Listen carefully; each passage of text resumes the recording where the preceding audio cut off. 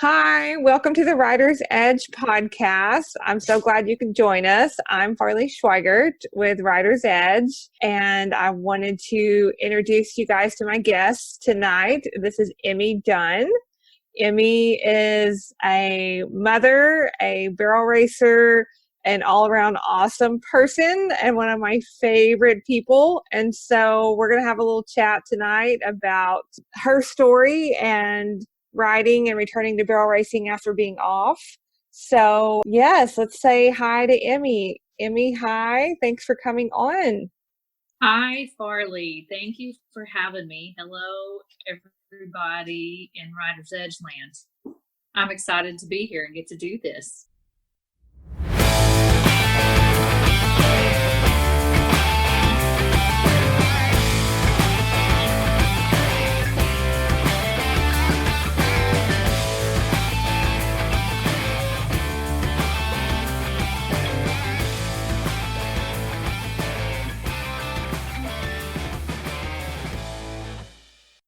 So, Emie, tell everybody kind of a little bit about your background with riding and what you do, and kind of give us your story.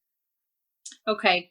I grew up rodeoing from about the age of 6 on. I had a little break when I was graduating high school and into college, and started back probably when Tucker was about 2 after I had my son, and went on for about 6 years barrel racing, and went well for me. You know, it's hard to be a mom and then a single mom and do your best. And so life just kind of happened there for me. And I've been out of the arena and off of a horse for about 3.5 years. And I'm just starting to make my comeback here. I felt like when I was younger, I had a lot of success. I was surrounded by some wonderful people. I had some great mentors and great teachers, and it's those connections from whenever I was younger that got me back in the saddle now. I'm riding one of my dear friends, Tiffany's horses, Superman. He just turned 5, and he's green. I feel like I'm green, and so we're going along learning one another. I've kind of had some injuries that have plagued me in the past, which is I'm sure what we'll touch on later also. So learning how to manage my time, some of my issues physically and mentally, Writer's Edge and you, Farley, sure have been a huge help in that. Awesome. Thank you. I really like watching you return to the arena, and it's been really fun. So kind of touch base. I feel like there's a lot of people in the Writer's Edge Nation that can relate to having a layoff and going back into the arena. So kind of talk about some of the challenges that you may have thought were coming and didn't, or some that surprised you. You know, anything like that, like how what's it been like? Because everybody says, oh, it's like riding a bike. You know, let's get back in the saddle. Well, it's not always that simple. Right. I think that I thought it was going to be honestly a lot easier than what it has been. I mean, I honestly in my mind thought, you know, after a couple weeks, whenever I kind of get the kinks worked out, like I'm going to be good to go. I'm going to run down the alley, hit my spot, set, and I'm going to be fine. And I've really surprised myself that it has not gone that way for me. I mean, I'm going to be honest, Farley. I was a major couch potato about the last 3.5 years. I mean, I put on some weight. I've got pretty soft, and I don't think I know better because of what I do for a living. But I thought maybe like I would be that person that just because I sat on the couch for 3.5 years, I was still going to be okay to get back in the saddle. So it's been extremely challenging for me to get my sea legs back underneath me because it honestly has not been like riding a bicycle. And I mean, I've aged in the past 3.5 years. I mean, I'm not getting any younger. And so honestly, it's been a lot harder than I expected physically. So you've got me on a great program now that I am working towards getting myself and my horse back in sync again. the mental game too. I mean, let's just be real on that deal. I can beat myself before I even get in the pickup sometimes to go to the race. And so I've had to really work a lot on myself mentally. There's been a few times where I thought, who do you think you are coming off this horse who just finished his maturity year and think that you've been off for 3.5 years and you're going to make something and you're going to be able to go out there and do something together. So I've really worked on my positive thinking as well. I think that goes into surrounding yourself with positive people and positive mindset. And so the mental aspect of it, just getting back in a competition, has been tougher than really what I thought too. Sometimes you wish you were just that little 7-year-old kid that didn't have a care in the world and would just balls to the walls down the alley and not worry about anything. And I think as we age, we have a lot of different things that we think about that we didn't when we were younger. Mm-hmm. And I think it's in one aspect that you would like to be that 7-year-old kid that can just kai and just drop the hammer. But I also think it's, or at least for me, my nerdy part comes out in when you know better, you do better. And so learning different things of, going through helping people through different journeys, helping you and some of my other clients, when you know better, you do better. When you see something, like for you, when we're working on getting you to sit on your pockets, to sit in a turn and drop those hips, I feel like it's a big thing that we can work on it not in the saddle, and it will progress it that much faster for you, because in the old days, it was repetition, repetition, repetition for you and your horse, which just kind of can start the snowball of a bad mental game if it's not coming right. Whereas I feel like we can kind of shortcut some of those things. Yeah, we would all love to be that 7-year-old that just kind of flops around there and has the big win and the big check. But I think it's also an interesting game to just kind of put those other pieces together. Right. I agree. And it's been small steps. I mean, I think sometimes we get so focused on the big picture that you've got to break it down. You've got to set your goals that are attainable and find your weak spots. I mean, my weak spots with my core and my hip movement. I mean, you think about it, you sit on that horse and they can feel a fly land on them. So that they're feeling your adjustments through your run and where your weak areas are. And this horse that I'm on, I mean, he's a big old boy. He's a big old kid, and he's very, very powerful. And the mare that I came off of 3.5 years ago was short-bodied, real short-strided. And, I still had that feel of her when I got back in the saddle on him.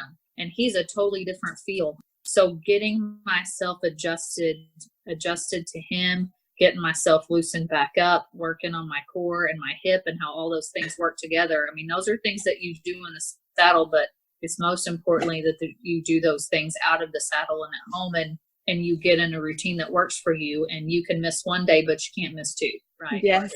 Yes. Those are the new rules. Those are the Rider's Edge rules. You can miss one, but you can't skip two. So yeah. And I think, that's right. And I think you hit the nail on the head there too, because it's finding what works for you in your program. Because, we all see the Facebook feed of all the flashy models, fitness models, and they're in the gym and da-da-da-da. Well, real life is we work and we have, and you are balancing work and kids and husband and family and horse and so it's really, I think the key is finding what works for your schedule. Because I could tell you, oh, you need to go to the gym and you need to lift so much weight. Well, great if that works into your schedule, but if it doesn't, then it ain't happening. So then we're not getting anywhere. That's right. And I think you have to find the most bang for your buck too. When you're on a time schedule like so many of us are, I don't train horses all day. I have a full-time job. I have children. I have a husband. I've got a horse that requires my attention. And I think that's just real life for so many of us on here. So I think you have to find the most bang for your buck. And Carly, you have identified the areas with me that need the most work just from watching my videos and having conversations with me. So that's where that helps me the most, is so I don't feel like I'm wasting my time when I'm doing my program. I'm doing what I need for these specific movements. And to me, that's a big deal, because I could go in the gym and be able to deadlift however much weight, and that's not going to really help me in the saddle if I can't get those tiny muscles firing together, doing what they're supposed to be at that time. So I think that's where this program is different than anything else, is because it's specific to your weak areas, and it's going to save you time in the long run, and you're going to get quicker progress, and you're going to get more bang for your buck with your time that way. I love it. I love it. Let's switch gears a little bit. We've kind of talked about the physical aspect, and you hit on the mental aspect earlier, but kind of talk to us a little bit about how they tie in a little bit more, and how you maybe you feel like we're getting around some of those roadblocks maybe a little bit quicker or not, and just kind of that story going that way towards the mental part of the game. I am a perfectionist, and that comes to a big surprise to you, I know. And whenever I was younger growing up, I mean, I felt like everything had to be perfect, and I was kind of coached that way in certain ways, not by everybody, but there was a lot of pressure there. And I think that I carry a lot of those expectations with me still. And like we've talked about, you can control what you can control, and you fix what you can fix, and you do a little bit at a time instead of trying to fix everything in from one run to the next. I mean, I think you have to focus on, okay, if I didn't hit my spot at the second barrel, the next time I'll focus on trying to hit my spot at the second barrel, and not get mentally so caught up in so many different things that need fixing and working on. And I heard a good thing that Sherry Serby said the other day about keeping your mind in the middle and not letting it veer from one side to the other. And I think probably my mental game is getting better, just because I've got runs under my belt. And you got to get in the truck, right? I mean, if you don't go, you're not going to be able to work on your mental game or your physical game. So I think the most important thing for me has just been going and learning me again and my body the way it is, and learning Superman. It's easy to get scared and get down on yourself if you have a couple bad runs and say, well, heck, what am I doing? Is this all worth it? But I think it just makes you more mentally tough and mentally strong. You're not going to win them all. You're not going to have a perfect run. If you get 1% better for 100 days in a row, then you're going to get 100% better eventually. So I think it's just baby steps for me. And as we get older and we have families, you have different distractions. And I think I have a very, very good support system with my family. And I know when I leave to go to a barrel race that things are handled at home, and I'm not worried about what the kids are doing or if they're getting fed. And my husband is great, and my children are great about supporting me. So I think that's really helped my mental game a lot. I'm not stressed out about leaving the house to ride or go run barrels, because I know things are taken care of at home. And I think a lot of people can relate to that, because as women, we tend to worry when our things aren't in order at the house, or I do. Oh, absolutely. I think everybody does. I think it goes to those memes we see on Facebook where the guys their brain is a straight train track, and then the women's brains are train tracks that just go kind of crazy everywhere. So yeah, I think everybody can relate to that, especially the women. And I think you just hit the nail on the head, because anytime you can throw Sherry Serby and # get in the truck from our great friend Donna K. Rule and a little Phil Haugen in there, I think that's a good combination. It's a good night. We get those three in a conversation. That's right. You got to learn from everybody. Those people are jewels. And you got to take a little bit from everybody and apply what works to you. So. Mm-hmm. Absolutely.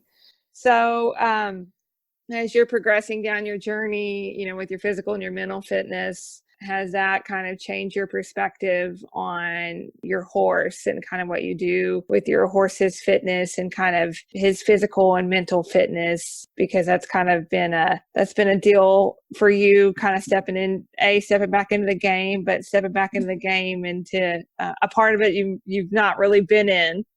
So there's kind of been some challenges there for you. Right. Superman, he just turned 5. He finishes the 30 year. And he's a different horse now than when I got him. I've really worked on his feeding program and on his fitness program. And so I was just we were talking about this the other day, how he was kind of a fire breathing dragon for a while. And I thought, man, what is going on with him?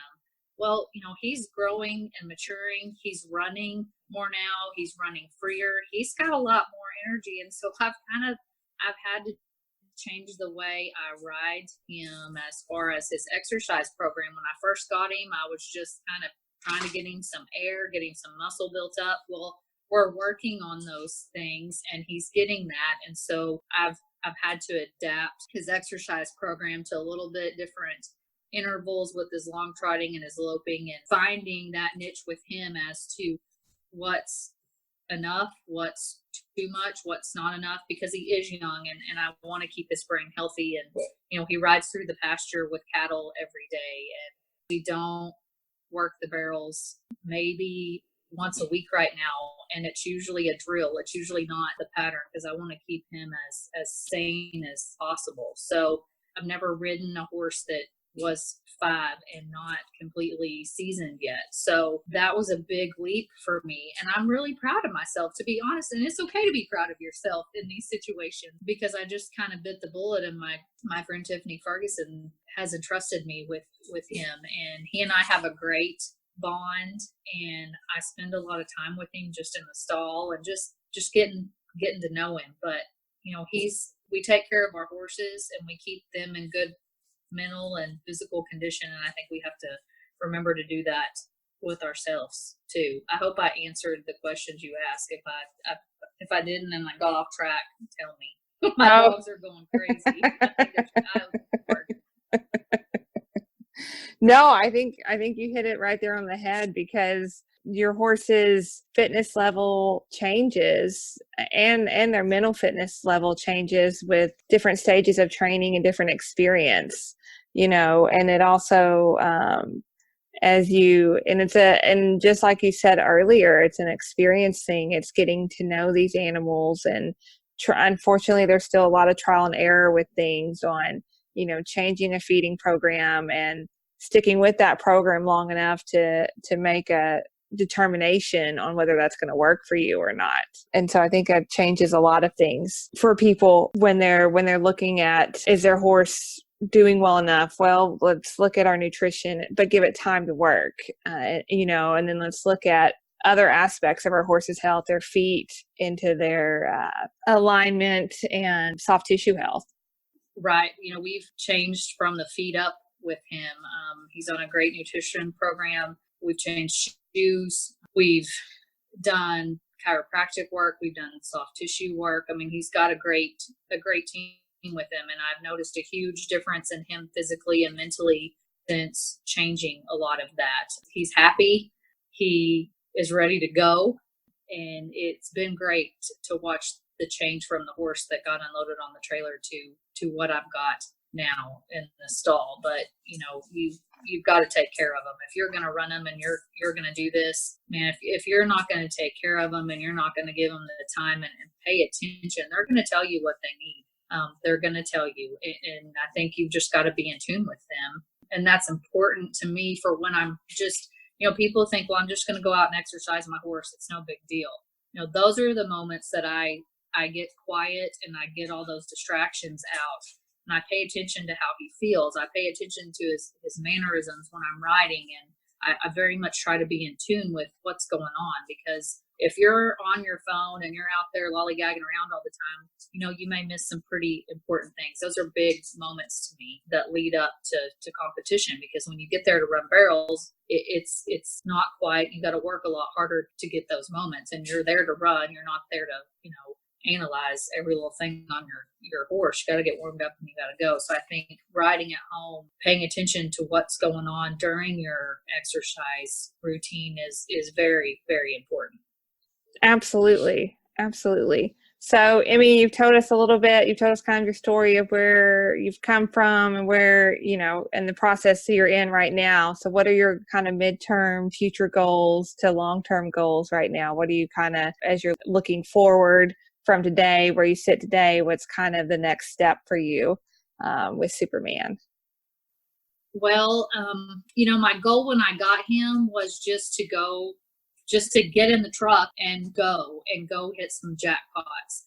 And I'm really tickled. My family has been great. My mother-in-law still runs barrels, and she always makes sure that my horse is where he needs to be, whether I'm getting off work and trying to get to a jackpot or trying to ride somewhere. If it's been raining forever, I think I've marked that goal, that little short-term goal, as a little check mark, because I have been able to go to quite a few little jackpots. I mean, I don't know if I have 10 runs on this gelding yet or not, but I'm getting close, and that tickles me. Looking forward, I'm just working on getting him seasoned, getting myself seasoned. I'm working on some saddle stuff right now, headgear, my hands and my riding. And so I think going forward, I'm just going to keep hitting the jackpots. My father-in-law puts on barrel races also, and hitting those are a little bit bigger shows, and I tend to get a little bit more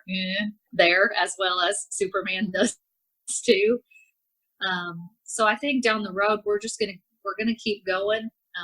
I would eventually like to get him seasoned to the rodeo environment, because I love the barrel races, but I really enjoy the rodeo environment. He's not mentally ready for that yet, but he's got a good enough head on his shoulders that eventually I would like to try that avenue with him, and man, just keep him happy and healthy, and get me healthier and stronger, and see where we go, because I think the sky's the limit really here. He's a great horse. I've got a great support system, and I'm looking forward to our future. We've done really well so far. We've had a couple really great runs. We're headed in the right direction, and I think it's all up from here. Oh, I agree. I'm so excited about you guys' journey and where you're headed. So I like the plan moving forward.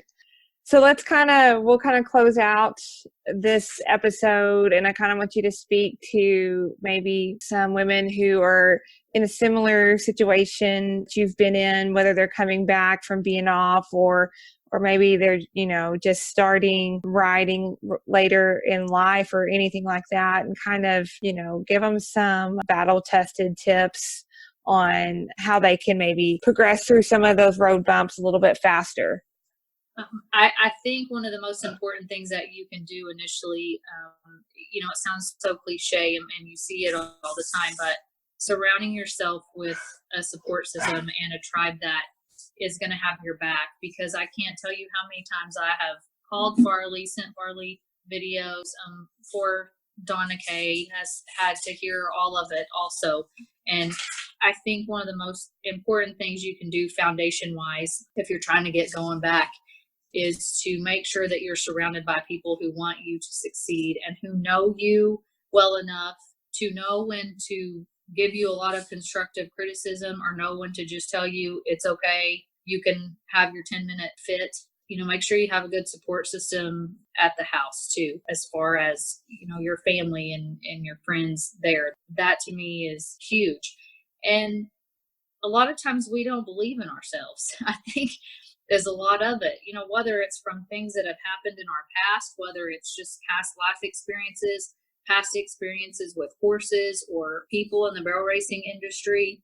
I think we kind of get bogged down in what other people are going to think, and what are they going to say about, they think so-and-so is going to come back now, and where did they get that horse at, and who did they think they are? I mean, I had a really negative experience with some of that this weekend, and man, you just got to block that stuff out of your mind and believe in yourself first and foremost, and set goals. I don't care if it's one goal, 2 goals, whatever that looks like for you, that are attainable. You want to set your short-term goals that you can meet and see a check mark off that list and say, hey, you know what? I didn't win any money for 10 weeks, but by golly, I got to the jackpots that I wanted to get to.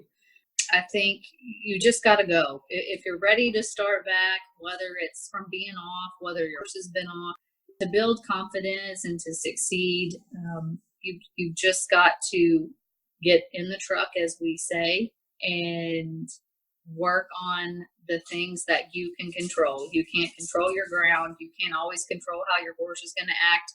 You know, when you get there, you can't control who runs the 1D time. Your horse isn't there knowing who ran the 1D time and what they need to run to get in the 3D mark. They're there because they have a job to do and they're doing that job for you. So I think it's important to just have a support system, have a great bond with your horse, and believe in what you're doing. You know, you're doing this for a reason, and think why that reason is that you're wanting to start back, and enjoy the process, because you're going to learn a lot about yourself in that time. I love it. I love it. You hit so many great points. I'm like, you know, hands in the air, because there's just so many great points. Yeah. We're going to bring Raise the Roof back from the 90s. That's right, from the 90s. Those were the golden years. I'm coming back, baby. The 90s are coming back. Especially I'm going to give me some Red Rockies, and we're going to go to town. Oh, and then when you start winning, everybody's going to need a pair. Yes. That's right. Yeah, I'm going to get my own line. I don't know what we're going to call it, but I mean, we'll come up with something. Fallon can do it. I can too. Absolutely. We'll come up with something fabulous.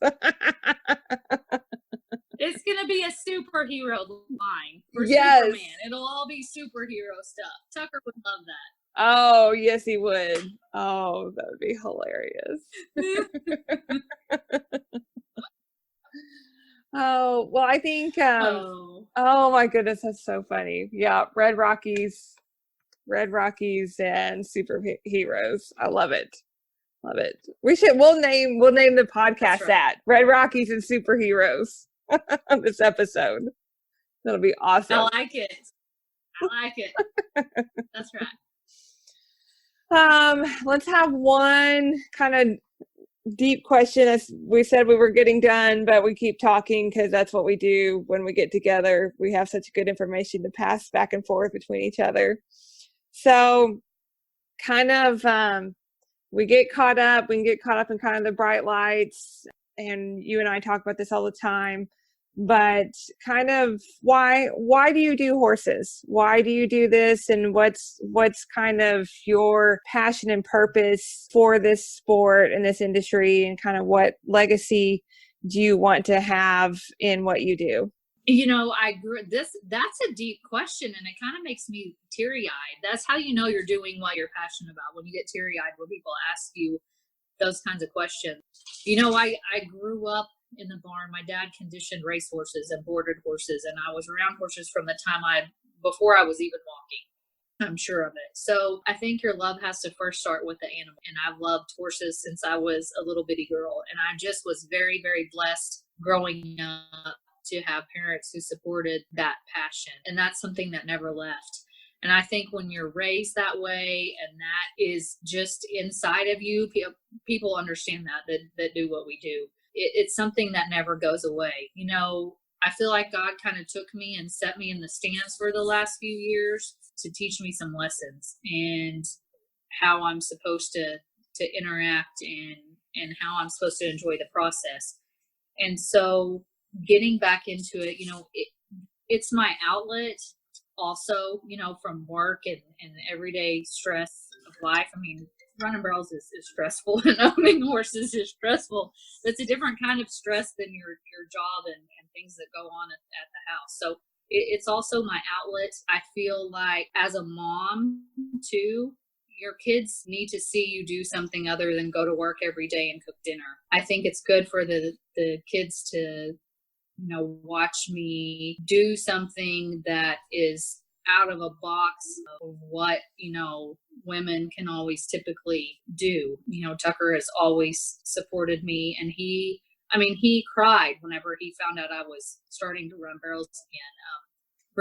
Brindle comes to the jackpots and videos, and Laramie's off at college doing her thing, but they're also supportive. And I just think for us in general that it's okay that I don't come home and clean my house every day or work in the yard every day. It's okay to be a woman in 2019 and not have a spotless house and all your laundry done if you want to go ride your horse. My platform, I feel like God's given me is, even if you have some rough years, you come back, you use what you've learned, and you just are thankful to be where you're at, more thankful than maybe what you were a few years ago, and you enjoy the process a little bit more. Oh, wow. Wow. We're going to end that. We're going to end the show on that. That was so good. I love it. I love it. That was such a good place to end. Such a powerful message. So thank you, Emie Dunn, for hanging out with me and having a chat here on Writer's Edge. And I'm sure we will have more chats as we progress down this journey also. So thank you for coming on tonight. Well, thank you for having me. Yes, we're going to have more chats. I feel it brewing. I feel it coming. We're going to have more chats. I'll work on that Red Rocky business for you. Yes. So see what we can do there. We might have a clothing line coming up. You just don't know people. You just don't know what we'll do. Thanks, Farley, for all your help. Thanks for all your help. We wouldn't be having this conversation had you not told me it was okay to do this, and worked on my mental and physical game as well. So thank you for stepping out of your comfort zone and starting Writer's Edge and giving us a positive place to visit and have these chats and to go to, because the world can be very negative, and it's great to have somebody that's in your corner, that wants you to succeed, that gives you the tools to do it, not only for yourself, but for your horse as well. So thank you for getting in the truck and doing what you do. Thanks for having me. Awesome. Thank you so much. It's so kind. Okay. Thank you guys for tuning in today. And as always, we will see you down the road. Thank you for listening to the Writer's Edge podcast today. We appreciate your time and attention. Thank you for always helping us move forward and appreciating a good conversation. Help us keep the conversation going by checking out our social media channels, including Facebook at Writer's Edge Therapy and Wellness, Instagram at Writer's Edge Therapy, and our website, www.writersedgetherapy.com. It is there that you can also book a consult for either you or your horse. Thanks, and we'll see you down the road.